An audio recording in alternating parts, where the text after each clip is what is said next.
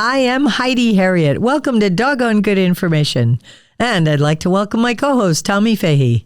Hi, Tommy. Hi, Heidi. How are you today? I'm great. Doing well. How about you?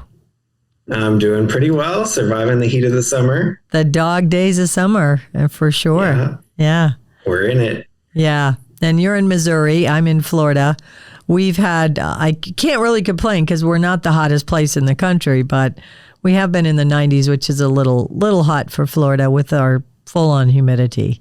And Missouri, yes, I know, can be heavy on humidity. It's been pretty rough today, or this past couple of weeks. It's been pretty warm and high 90s and 50% humidity or more every day, which isn't much compared to Florida, but it's still high. Yeah, it is. All right. Well, we have a good episode today talking with a lady who is a dog trainer and also does service dogs, which is something I'm so intrigued with and interested in. So we'll get to that in a minute. I have a story I saw in the news that came up. I think we talked about this in a very early episode. Biden's dog is in trouble again. Have you heard this story? The shepherd. I think you sent me this link. Yeah. Yeah. One shepherd was Major and one is Commander. I believe Major was the older one. Two German shepherds. So they had an older German shepherd who, by all accounts, was a really good dog, appeared to be well trained and old enough. It was just kind of hanging out. Well, they got a young dog, and I believe it was a dog, rescued dog, a shepherd, and because the other one needed a buddy. Well, did he? Of course. Come on, you say it. Did he? Did he? So, really? The dog right away bit. This was early on when I was just starting the podcast. So over this past winter of 22-23, I'd read a story where he'd already bit a Secret Service man. And they kind of said, he was startled and all that. And I wasn't thinking along those lines. Well, he's up to 10 different people. And the story I read was that maybe Jill Biden was holding him and he pulled away. And this is a German Shepherd, so really dangerous. And they were kind of downplaying it, but the last one I think required some hospitalization. So it's a big deal.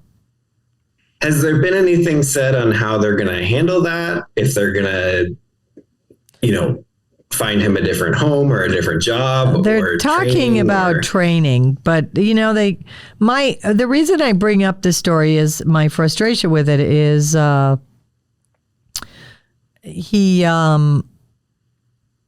downplay it a little bit, he's just young and he's just a little excitable, and no, it's not. It's a dog that they probably don't know the history on, and they've given him a pass, and you don't give a dog a pass for biting. You just don't, for aggression. Right. It needs a very experienced, good trainer. And initially when they moved in the White House, he had to go to Delaware. He was shipped out because he caused a little havoc. So it's back in the news. And again, my heart breaks for the animals, right? It's never the animal's fault. The humans have failed him, but they're just emotional enough about the animals and that type of thing, and they need to get over that and do what's right for the dog. This may not be the right dog for this type of lifestyle, for sure. Yeah, I imagine. I mean, I've never lived in the White House, obviously, but I would imagine if you were a resident of the White House, there's a lot of people in and out, and a lot of activity, and a lot of more than likely high stress. So, it's going to take a certain type of animal that's going to be able to handle that type of environment. Agreed. And well trained. Correct. Yeah. Even if you just were talking about the amount of people that probably come in and out, from the Secret Service to the, I'm sure that there's maid staff and food and, it's a very busy place. And imagine the energy, because you've got Secret Service, you've got attention. There's no doubt attention of some sort. at times. And actually, the First Lady's communications director actually said, the White House complex is a unique and often stressful environment for family pets. And the First Family are working their way to make the situation better. They definitely need to get the dog somewhere else and get it probably a board and train. They need a badass dog trainer who deals with aggressive dogs and maybe, really. He needs to go live in a different environment for a while and maybe not live in the White House. Yeah, until they see if it's appropriate. So anyhow, it just, again, I bring it up, not celebrating in their woes at all, but just we have to stop being so nonsensical about, well, he was just nervous or he was just this. No, he's a German Shepherd who's got an aggression problem and needs to be dealt with. And we're in a time also, we talked about this before, of society, and this is a big issue that we talk about, is now they're under the microscope. They've got eyes on them. Yeah. So it's a dog training problem, but it's a PR problem. Oh, absolutely. So well said. So really, they're trying to do their best to CYA, as they might know the acronym, cover your. And so they don't want to be known for the president that put the dog down because it was aggressive. Right. That's going to be a major PR issue. But you take that individual dog, put him into, my neighbor's backyard, and he's bit 10 people. That dog is now being euthanized because he's a high risk biter. Yeah. Yeah, it definitely needs to be dealt with. And they need to, what I would like them is to tell a real story that rescues aren't for everybody.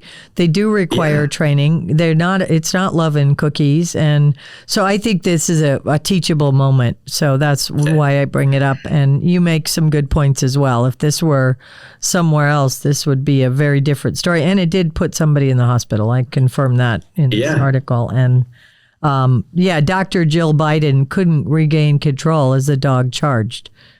We see that every day on the street, and I scold people for that because it's incredibly dangerous. More people will get hurt. So that's the deal, and let's keep following it and see. Hopefully, I've raised my hand, but I don't train a lot of aggressive dogs. I've just, with my handicapped hand, it's a little harder to do, but I'd like to see somebody who's really capable try to do what's right for that dog. And keep people safe.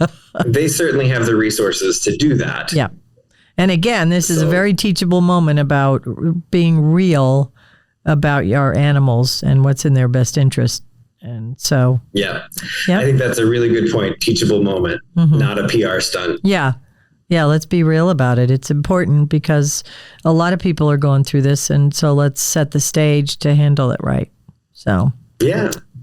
All right. Anything on your end before we dive into our... I had kind of along the same lines, actually. I had a client this week, a horse training client, that got attacked by a dog. Oh, boy. So she's a landlord. She has some different properties, and she had gone into this particular property, an apartment, that she was not aware that there was a dog there. It was not supposed to be there. Oh, yeah. And she let herself in, as she had every right to do, because she owns the property, and the dog came out of nowhere and attacked her.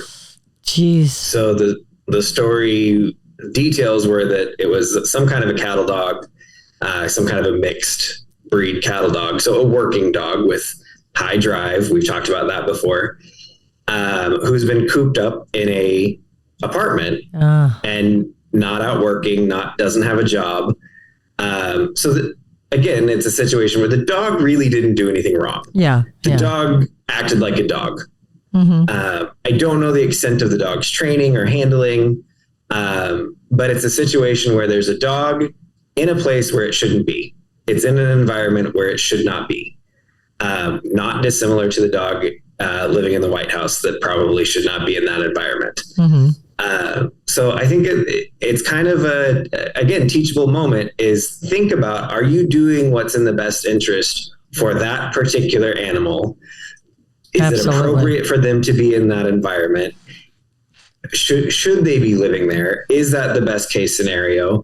And if you can't provide the best environment for that dog, it's okay to move along and find a different home, and find different solutions for these problems. You don't have to keep that dog.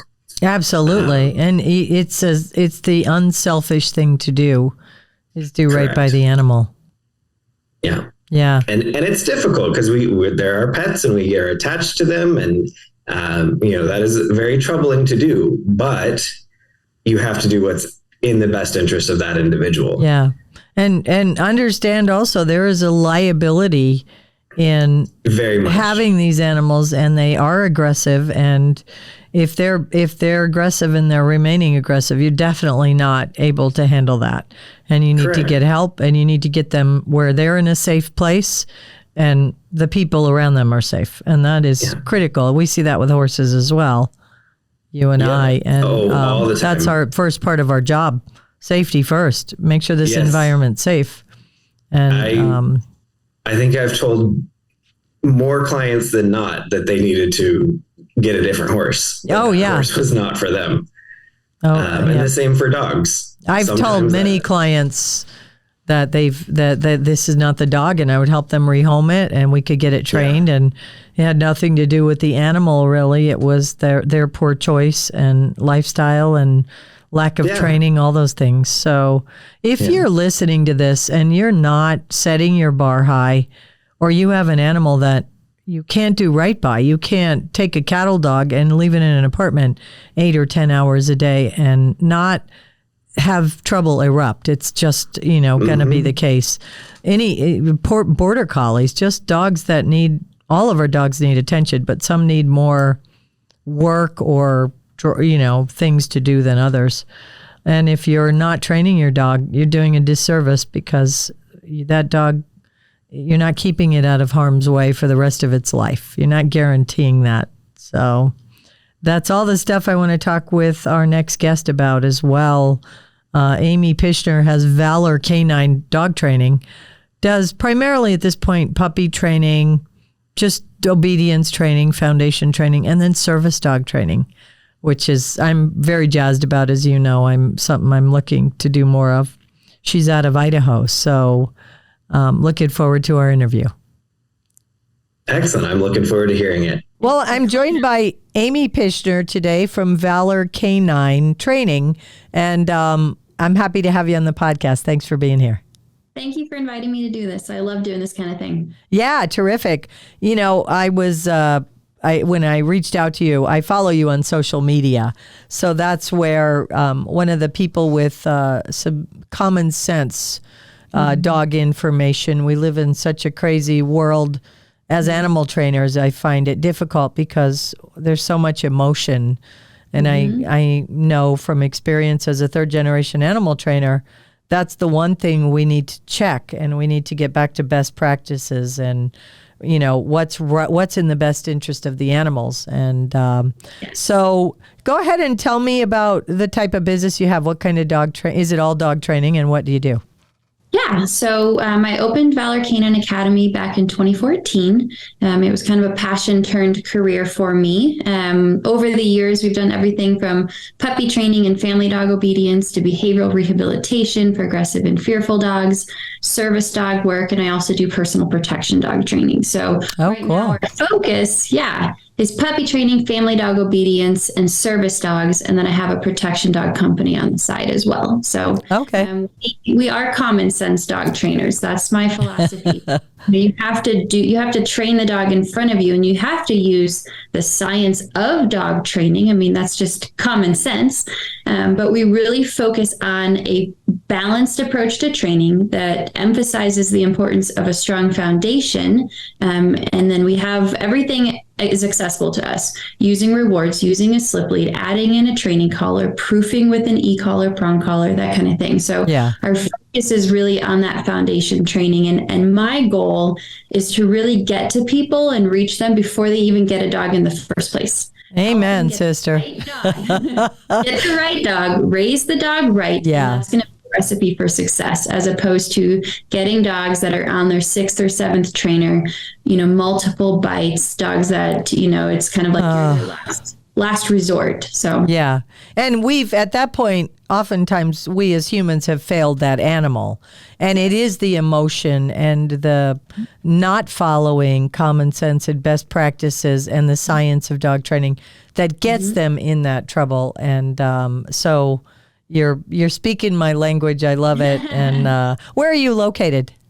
I'm in Horseshoe Bend, Idaho. Oh. And we also have training locations in Chattanooga, Tennessee. We did train a lot up in Spokane, Washington. And now our headquarters is here in Idaho. Okay, great. And do you have a facility at your house, or do you have a separate scenario? Okay, yes. Awesome. Yes. I was spoiled with a really nice facility in Spokane. We did a lot of classes and big events there. And we are in the process of building a facility. It's huge. It's going to be just over 4,000 square feet plus a second level and everything. So 6,000 square feet. It's going to be huge. It's going to have the capacity to do large workshops, seminars, big events. But then I also want to get back to my roots and do, puppy classes and basic obedience classes. So it's about half finished. It's a big project. It's paused right now while we do the online program. So we're hoping to get it done by next fall. Great.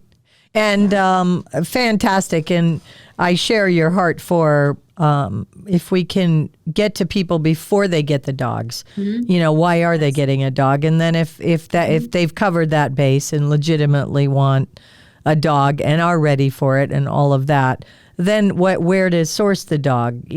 They tell everybody to go to a shelter. I'm not on board with that. I think that if it's the right scenario and you could do right by those animals, that's fine. But just feeling sorry for them because of their plight doesn't mean that it's a safe or appropriate situation. I happen to be fine and have gone to breeders for my dogs. And I want a good breeder, but it's easy to tell a good breeder. We vilify all breeders, but breeders will be selective about who their dogs go to. They'll want to make sure that you're ready and that the breed is correct, and they will offer to take the dog back, which I saw recently you noted on your website or social media. So it's not hard to find out, and let's stop vilifying everybody who breeds dogs because, frankly, the breeders are the solution to this problem, not the problem. They really are. We need purpose-bred dogs. Yes. And a lot of the clients that we work with, they come to me specifically saying, I need this type of dog, this size to do this job with this temperament. Yeah. And you just can't go into a shelter and look at whatever litter of puppies they have. Even if the dog passes the temperament test, some genetics don't come into play until later. Yeah. You have to go with a reputable breeder that knows what they're doing and is willing to tell other buyers no, because they know who their right buyer is. Yes. So I love working with breeders who know me and know what I stand for and know the types of clients that I have. Because like you're saying, a good breeder is super selective too. Yeah. They want the right buyers for their puppies to set them up for success. And I love helping point those people in the right direction of a great breeder. Yeah. And again, if it's right for your family and you find the right shelter dog, wonderful. There's not rescue, that type of thing. We've just so co-opted the word rescue. Every dog is rescued. Well, I always say, I don't need to know their story. And when we're going to start a new story today, we're not going to feed on that old story or what. And most of the times it's guesswork anyhow. Well, this dog was abused by a man in a black hat or a guy in a white t-shirt, or no, they just don't know anything. So they're timid about everything, or they're aggressive, or whatever, however they manifest that. And I know there's such a huge misconception there. Yeah. When you work with a fearful or aggressive dog, everybody wants to go back to the dog's sob story or the assumed sob story of this dog was clearly abused then. Yeah. It makes a big difference on genetics and how the dog was raised and how the dog was socialized. Right. And the majority of dogs out there were not abused. They just weren't socialized. Right. They weren't trained, which is, neglectful, because my saying at the on my podcast is, the best thing you could do, if you truly love and care for animals, the best thing you could do for them, and I'm a horse and dog trainer, is train them or make sure they have the best training they could get on their foundation. Those are not the animals who come into harm's way. And this forever home thing, we should absolutely get an animal with the intention of keeping it for its life. Or in my case, I train for other people. So I'm going to make sure that I'm handing it over to somebody who can do right by it. But I don't have a crystal ball. I hope I have my dogs forever. But I actually rehomed my horses because I couldn't care for them. But they were standing in line to get them. And they all have fantastic homes. And my heart is full on it. And the people who have them are, so that's There's just so much the thing. Extremism in dogs. Oh, gosh. The dog world. Like, I understand and support the concept that when you get a dog, you're getting that dog for life. Yes. However, Yes. there is no always or never in anything, and especially in dogs or dog training. I support rehoming if you are being honest and selfless about your situation, the dog's situation. I've rehomed dogs only to people that I know, and they're in great homes. I've even taken one back because they realized I was now a better fit in my circumstances for the dog. So they selflessly gave him back. I think if people love their dogs enough, there are a lot of dogs that maybe shouldn't be in the homes that they're in. Agreed. People are too stubborn and selfish to realize that they're not the best fit for that dog anymore. But then some people use that as an excuse to just rehome their dog willy-nilly and not think twice about it. Yeah. And I know, I'm sure you've had this experience, but when people pay me, I'm a bit of an opinionated person to begin with, let's face it. But surprise, surprise. But when somebody's paying me to come in and I'm, we need help with I need help with my dog. And I've actually said to several clients, this is not the right dog for you. Let me help you. Get this dog a better training, a foundation, and then let's get it a different home. Too big for the people that have it. It's going to, pull people over, older people, a big, busy lab. That's a great dog. So I believe in that. And they're like, that's like, it's horrifying, Actually, the dog, they're not going to hang on to their story. Only if you make them hang on to their story. Oh, yeah. I always say animals don't overthink it. I grew up with a lot of exotics as well. I love that. We get in their way. They're not out there overthinking it. They're pretty pure about this is, and this is the way it is. This is their instinct. And they just move on. We get in their way and make them nuts and neurotic. And it's really unfortunate because we're really screwing up a lot of particularly dogs at this point. It's job security for us, but I always say, I wish they'd put me out of business. I'd be happy. You'll have a business because you're training service dogs, and what a noble, wonderful thing to do. And there'll always be puppies to train. But, I always say that'd be a great problem to have. If we didn't have enough dogs to train, everybody was doing well. I would love it if I never got another inquiry for rehab, for a dog, but that's just not going to happen. They're just, like you said, there are so many ways that humans fail dogs. Right. And there are so many people with good intentions, but at the end of the day, it's not marrying up. Their intentions are not fitting the dog. The dog is not fitting their lifestyle. And a lot of people are just selfish. I worked with a lot of people who get a dog because it's popular on social media. Yeah. Because I'm 80 years old and I've always wanted a Rottweiler, and it's like, yeah. That's not the right dog for you. Yeah. But they don't want to admit it. And it's like, well, that's not doing right by the dog at all. Yeah, absolutely. And Tell me a little bit more. You mentioned the science of training. So I have a pet peeve. We have an episode, a piece of our podcast at the end we call our pet peeve, and I've used this a couple times. But my pet peeve is I train with positive reinforcement only. Well, I've trained a lot of different animals. There's no such method. It's part of operant conditioning. Did you put a leash on it? It's a quadrant, right? Did you pull on that leash at all? Reinforcement only. Did you withhold that treat? So I think, and at this point we're talking to people who may be buying into that. And I try not to shame them about that, but I try to make them understand that if they're asking, trainers are saying that because people are asking or think they want that.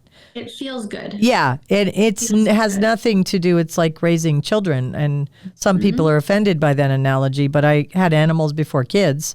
I applied the same, reward, discipline, consistency, clarity, my principles of training, and it worked out quite well. They're adults, and you're never off the hook. But yes, lots of parallels between dog training and kid training. Yeah. So help the person who's listening who decided that their dog should be trained only with positive reinforcement because someone told them that's true. What does the science of dog training mean? Walk us through that. Well, I mean, for somebody who says, I want to train my dog using positive reinforcement only, I'll just tell them flat out, like, that's great. I'm not going to be the trainer for you if you want real results. Positive reinforcement is great.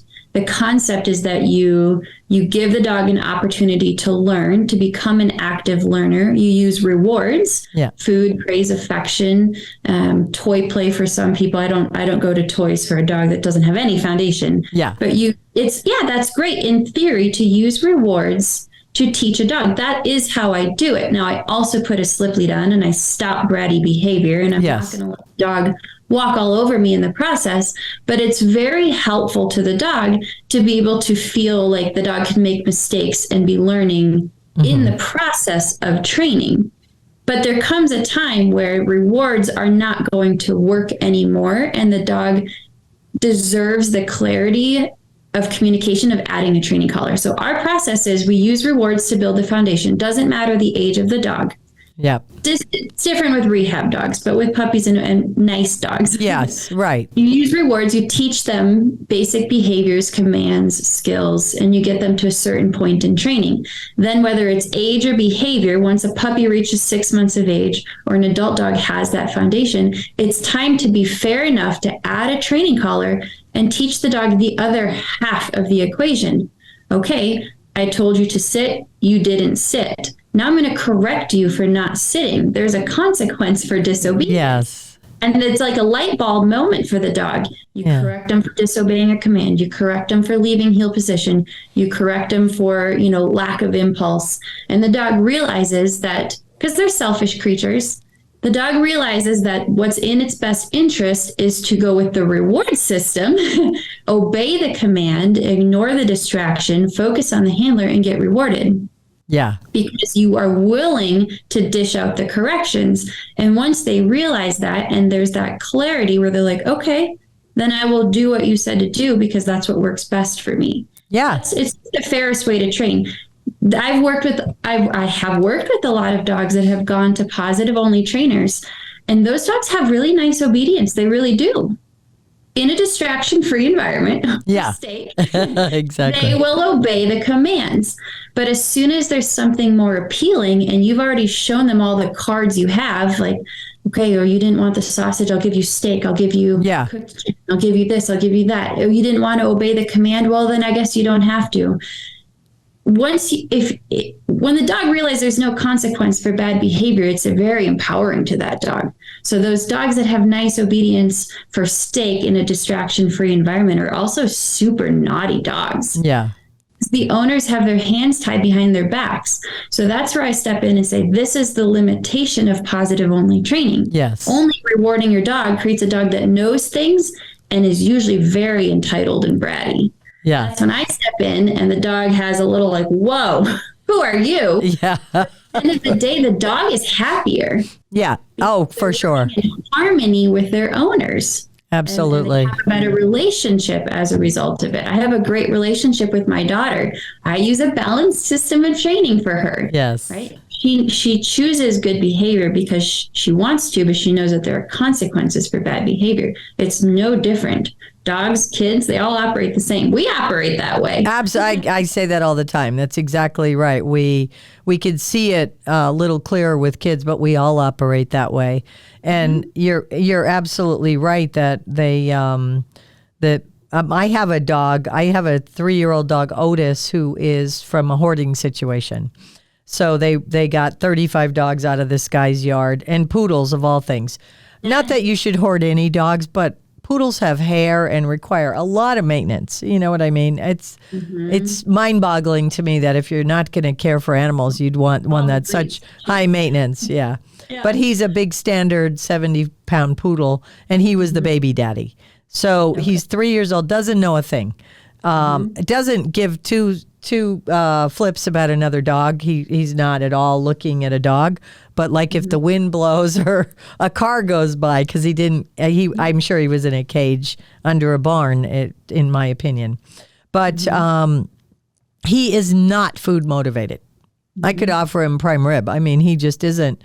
And I'm not a big treat trainer anyhow. I've actually taken a page from other people's books because I benchmark and look at what other trainers are doing, especially now with YouTube and podcasts and training videos. And I've started with puppies. I use more food than I used to and that kind of thing. But Otis, I'm happy I grew up the way I did with the instruction because he's not food motivated, and it's okay. We just move right on.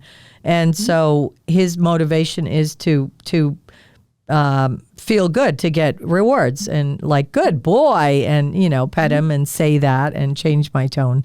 So I totally understand the process of that. And you get these dogs that I'll watch other people's dogs for them. And you have dogs who, yes, they have some skills, but they're not controllable when they don't want to be controlled. My father used to say, our animals aren't trained until they make all the mistakes and we come out the other side. So we've trained them to sit, they stay, we can walk away. All good, right? We've gone through the steps to do that. And now one day they're going to get up and come out of that sit and like be completely defiant about it. We got to go back through the stages, put them back down. And when we get through that and then they say, okay, I got it, that's when we have a trained animal. So I always look for those, I'm always looking for the mistakes or the testing, and it's healthy. Set the bar high. So service dogs, tell us about what you do. I'm really passionate about this topic. I so love what people, the set the bar high in the training. I say to a lot of my clients when they're like, they've lowered the bar so much, like this dog won't even sit when I tell him to sit, And I always say, think service dog. Think service dog. Eyes on me or eyes not on anything, looking just straight ahead.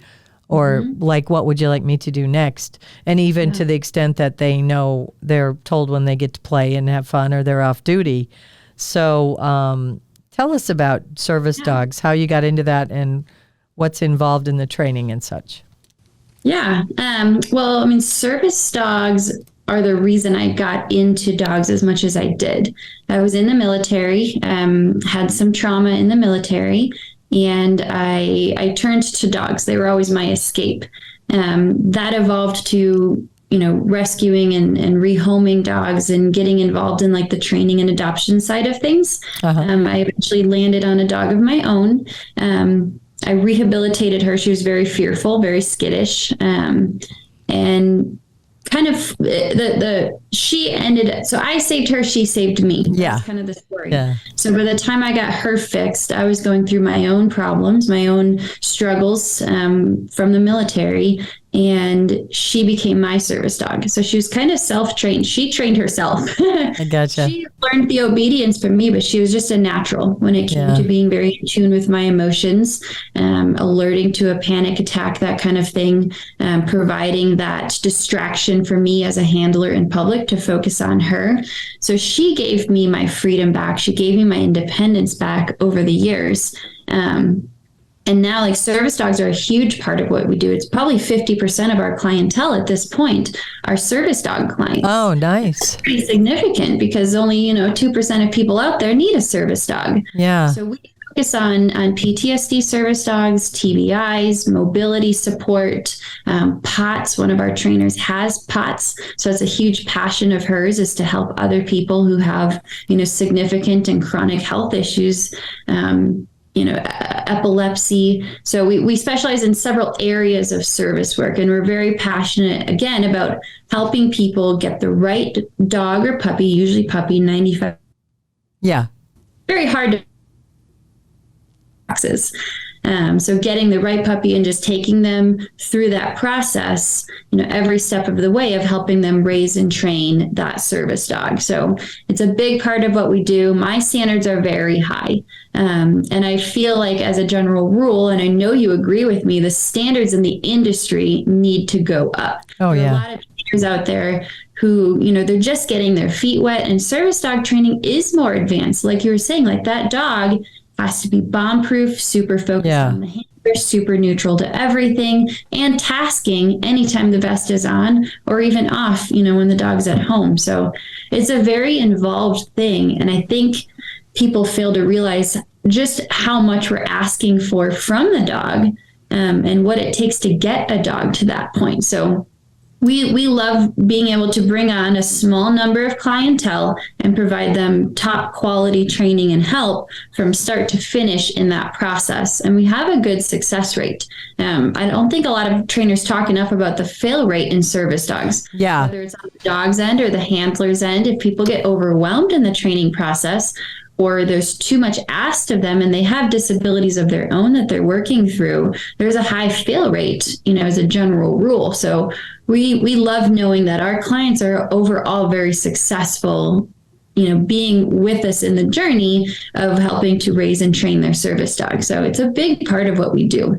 So in your scenario, do people like purchase their own dog, or you help them purchase it and then you train it for them? Is that the scenario? I'd say it's 50-50 with people who already have a dog and they need help training that dog. So whether they have a puppy or they have an adult dog, and there are various stages of the process of service dog training. So we kind of jump in and help them finish. That's 50% of clients. The other half, they do. I put so much information out there about the importance of getting the right dog to begin with. So we're really getting a lot of people who come to us before they have a dog at all. And they're like, I want to do this right. Great. We have our puppy selection service. I'm going to help you pick the puppy. I'm going to help you pick the breeder. And I'm going to help you pick the breed, the breeder, and the specific puppy within a litter that I feel is best suited for service work. And then they go through the training process, whether that's mostly private lessons or board and trains, whatever works for them to get to the end goal. Awesome. What kind of breeds? Is it primarily German Shepherds, or are there various breeds here? It's primarily Golden Retrievers. Oh, okay. Great. One of my favorite dogs. I love German Shepherds. And I've raised several of them for service work from puppy up. But the majority of our clients, we usually steer them towards a Golden Retriever. Okay. Maybe a Lab. There's a huge misconception with Labs. They're not always chill. Oh. So English Labs, English Goldens. Yeah. But those are the most popular, sometimes standard poodles. I really want to work with, one of the reasons I wanted a big dog. I do some clinics and demos, and I thought it would be fun. I'm a performer, so to put together a little routine with the dogs. I have a multi-poo as well. So they do some tricks and stuff together, and it's just good training. The more training for Otis, the better, because he just, doesn't know anything. But I do want to train. I've never trained a service dog, and so I want to try my chops at it. And he's a big, very low-key dog. He's a good candidate for it. Nice. It's interesting you said that about Labs, because we did puppy raising for Canine Companions, and we got this beautiful, incredibly bred, well-bred black lab. She did not make the cut, and I could have told you a few weeks in. Exuberant. Yeah, and they spayed her, and she was so hyped up. What a great dog. I didn't have a horse farm or anything at the time. I was raising kids, and we were living in a subdivision, but because we had first option to take her. Okay. She would have been great on a big piece of property, just running. Mm-hmm. She needed to work. She needed, but I knew early on she wasn't probably going to make the cut. And you're right. I think their rate it's less than 50, I want to say 50%.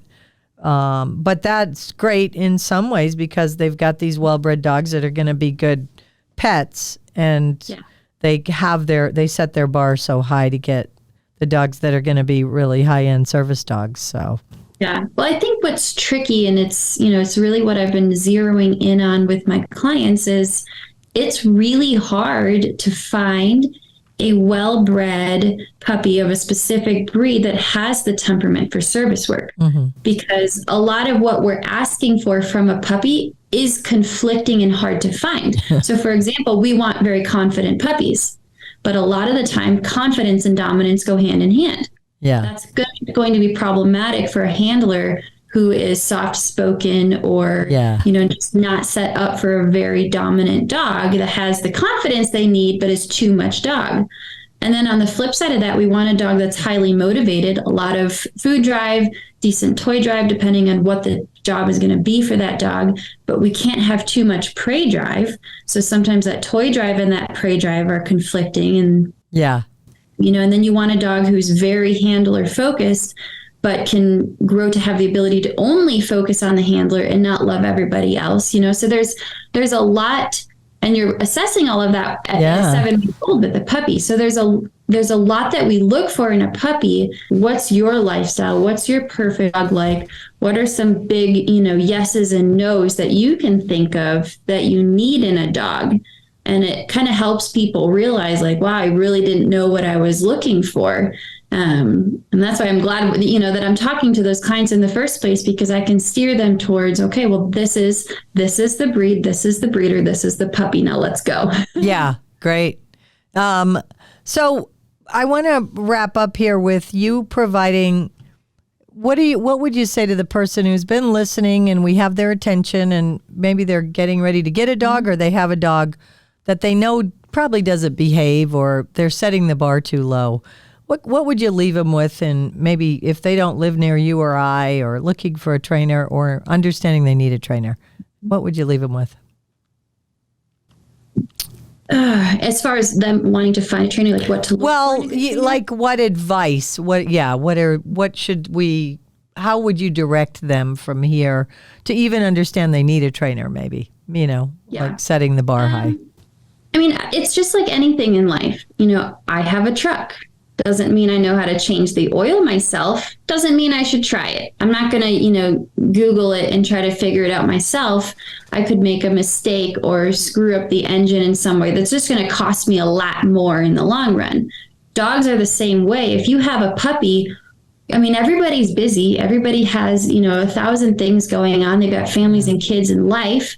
Why wouldn't you want to just cut to the chase, go to private lessons, do a board and train, whatever floats your boat, whatever fits your schedule and your budget? Why wouldn't you want to do it that way? Why wouldn't you want to get that help to do things right? I mean, a dog is a 10 to 15 year commitment, like you say. It is. So why not start off on the right foot with that dog? Yes, it's going to cost you time. You have to commit to doing lessons. Yes, it's going to cost you, 9 to 14 years to enjoy that dog. Exactly. So many people just wait, and then they have this dog. Everybody says, like, I love my dog, but I don't like my dog. Yeah. Right? They're dealing with a disrespectful dog. He's crazy. Yeah. Jumping on my furniture, knocking over the kids, barking at the neighbor, digging holes in the yard. Like, that's not what dog ownership is all about. No. I love my dogs and I like my dogs because they're well behaved and well trained. Yeah. Because they jive with me, because we work together, because I can go anywhere, do anything with them. That's right. Professional training is what gets you that end result. You can do it on your own, and people have, and they're successful, and those are the ones we don't work with. That's great. But if there's a doubt in your mind that maybe you don't know what you're doing, or you're Googling, how do I do this? How do I do that? And you're getting articles from 15 different trainers, your dog is going to be a mixed bag of training. Like, that's not good. Yeah. Good training is better than bad training. Yeah. So, I mean, that's just the way that I look at it, is accept your own limitations. If you're not a dog trainer, you're not a dog trainer. Go to a dog trainer, let them show you, and take it from there. You're not training for 15 years with a trainer.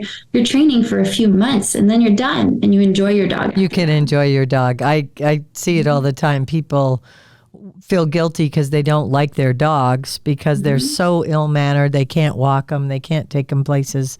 Can't depend on them, which is, as a dog trainer, I can, and I think this is my litmus test, when I can predict with pretty good accuracy how my dog is going to, my animal, dogs or horses, are going to react. And very seldom am I wrong. I do it professionally, but that's what I need out of my animals. Okay, I can take them there. I'm not going to go there. There are very few places I don't go because, again, I've trained at such a high level. But so, yes, absolutely. And people just aren't enjoying it, and they don't realize that even if the dog's not a puppy, it could still be more than likely sorted out for sure. And should. There's a saying I read online from a dog trainer that I've really started to use a lot that I love. Dog training is hard. Not training your dog is a lot harder. And I think that's so succinct because they don't, like you said, they don't want to put out the money. They don't want to, the time, whatever it is, or they're, just decided they're going to do it themselves.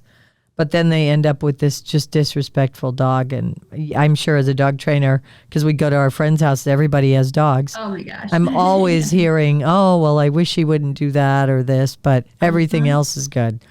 And I just kind of have to roll my eyes because I'm like, well, you got to go right back to the beginning. This is all indicative of holes in your foundation. It has been a delight talking to you. I want to go to Idaho and visit the territory, but I need to come to you and learn how to train service dogs. It's really a bucket list for me, and I have a pretty good idea, but I'd love to see somebody in action and appreciate that it's a next level of training. So I will. I'm working on an online program. We're doing our puppy head start now. Oh, great. Program next, start to finish raising and training a puppy. But the third program that we'll have will be our service dog program. Great. So that's going to be educating people on everything that we do when it comes to service dogs, from selection to raising and training, the differences between a service dog and a pet dog, and then task training, public access training. So yeah, good. Because the fake service dog is out of control, and they can go. I'll post your social media. You have some thoughts on that, and I want to shame anybody who does it. It's so wrong. And here's my saying: not only are you pretending it's a service dog and causing harm to those who really need their independence and can only get it through their dogs. But if you can't leave your dog at home for an hour or two while you go to the store, you have got much bigger problems than your fake service dog. If there's a lot of problems in your training program and you're jeopardizing that dog for life, because if something happens to you, that dog is going to live a horrible life because it's not well trained. It's probably bouncing off the walls, whatever. And so that's my line is you've got bigger problems if you can't leave that dog home alone for an hour while you go to our Publix grocery store or somewhere like that where it doesn't belong in the first place. My mom had a saying growing up when I was a kid. She would say, she would tell us, it's not enough for us to enjoy you. Other people need to enjoy you too. And that's really how it should be for dogs. It's not enough that you like and enjoy your dog or love your dog. Other people should enjoy your dog too, being around your dog. Right. And I think there are a lot of people that are very clueless about just how awful their dogs are. Yeah. Or we should have the ability, like my dogs don't get to visit people unless, I'm like, okay, do you want them to visit you? Because we don't just go in for they're going to go molest you whether you want them to or not. So, yeah. I could spend all day talking with you, and hopefully I'll get to come out and visit you sometime when you get your facility built. That would be really cool. So thank you again this very last minute, and I appreciate your coming on because I think it's just great education. Thank you, Amy. Thanks, Heidi. Well, Tommy, that was an excellent discussion with Amy. We're soul sisters. I mean, for sure. We speak the same language, and I really enjoyed it. And I'm serious that I want to go to Idaho now and see how she trains service dogs. I'm jazzed about that. I talk about that a lot. But it's a trip to Idaho, so that's all good. So could be very fun. Yeah, so I'll provide her links and show notes to her social media and website. But just somebody, I followed her on social media, and just somebody who's very matter of fact and a good dog trainer. So I know people will get a lot out of that interview. And we're up to the pet peeve, and I get the pet peeve today. And one of the things that we discussed quite a bit, and I'm so passionate about, is people and fake service dogs. So I've done it before, but I'm going to make this my pet peeve again.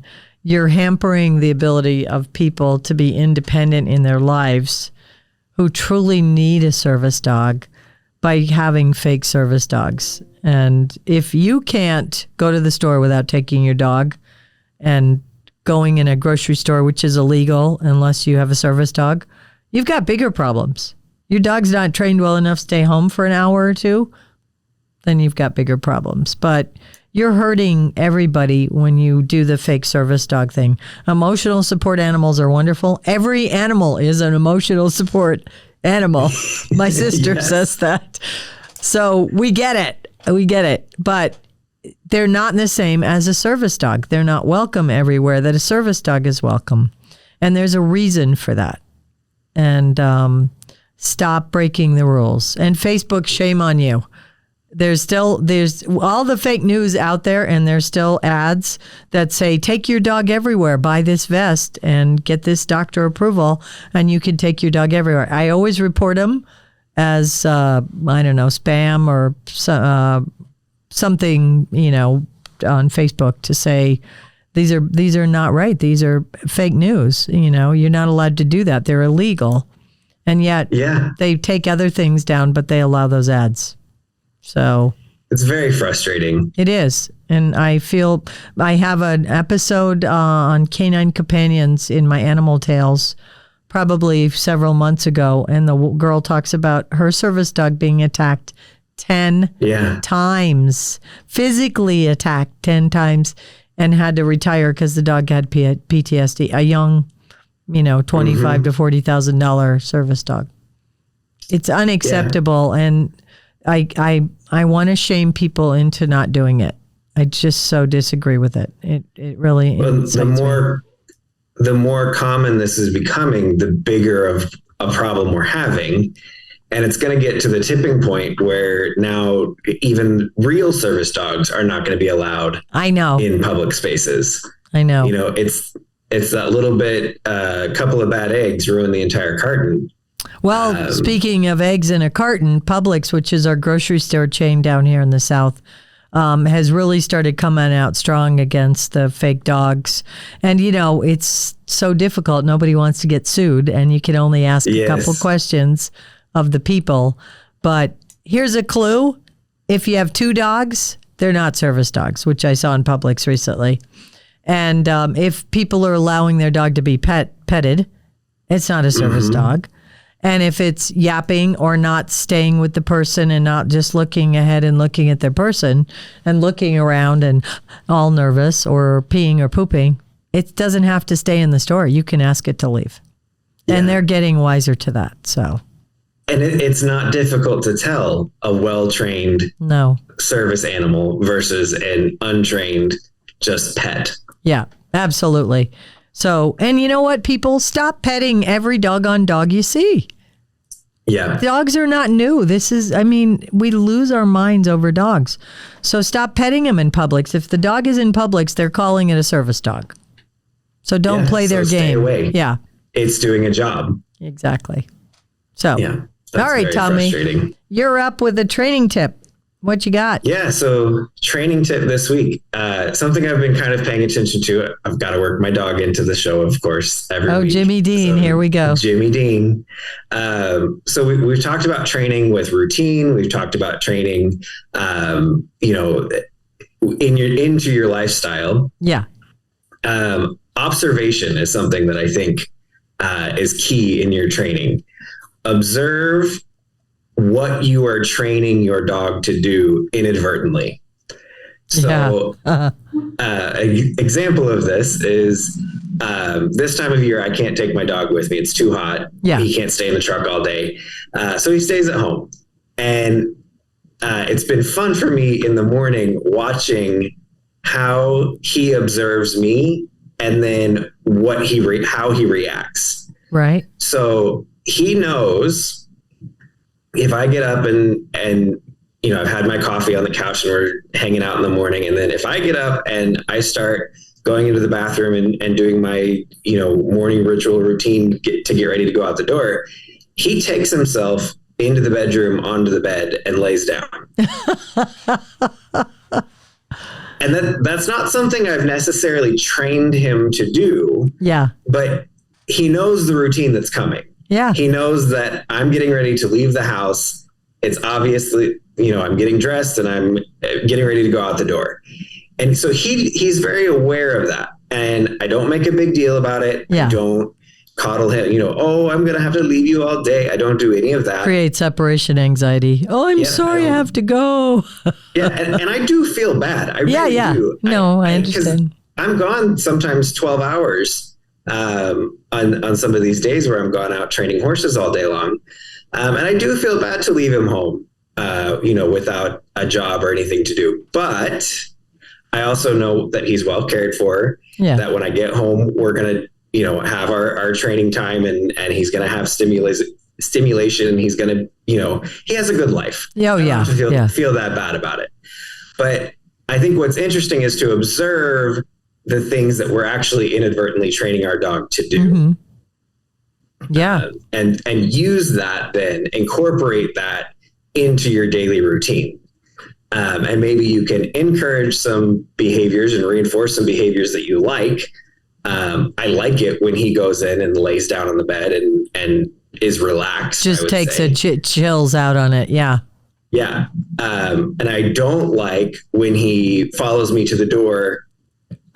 Sometimes he'll try to come to the door like, hey, am I going with you? Trooper does that. Yeah. Yeah. So I just encourage him to go back to the bed. That's come later, but I think it's a kind of an interesting thing that we can add into our routines as we live with our dogs. Yeah. And pay attention to, the takeaway for me, and I was just reading a client mention this, and I was reading about it this week, following up on some reading. The observing, exactly that. Your dog is figuring some stuff out, right? Mm-hmm. This is a dog that you can't make sit or can't make behave, or you open the front door and he dashes out and you feel like you're never going to get that sorted out. But yet observe the things that he's actually doing. Just the fact that he's there, he knows when the door opens. He's smart enough to figure all that out. So he's smart enough to be trained to handle things the right way. So there you go. Yeah, if they're figuring this stuff out, my dad used to say, you got to be a little smarter than the animal you're training.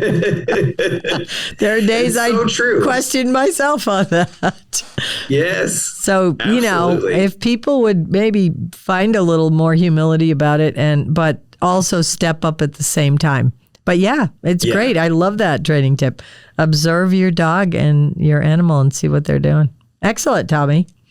Well, this was a great episode. And again, we'd love to hear from you. Let us know what you thought about Amy and dog training and anything else we talk about. And let us know what you'd like to hear, or if there's somebody you think would be a great guest. We'd love to hear from you on all of that.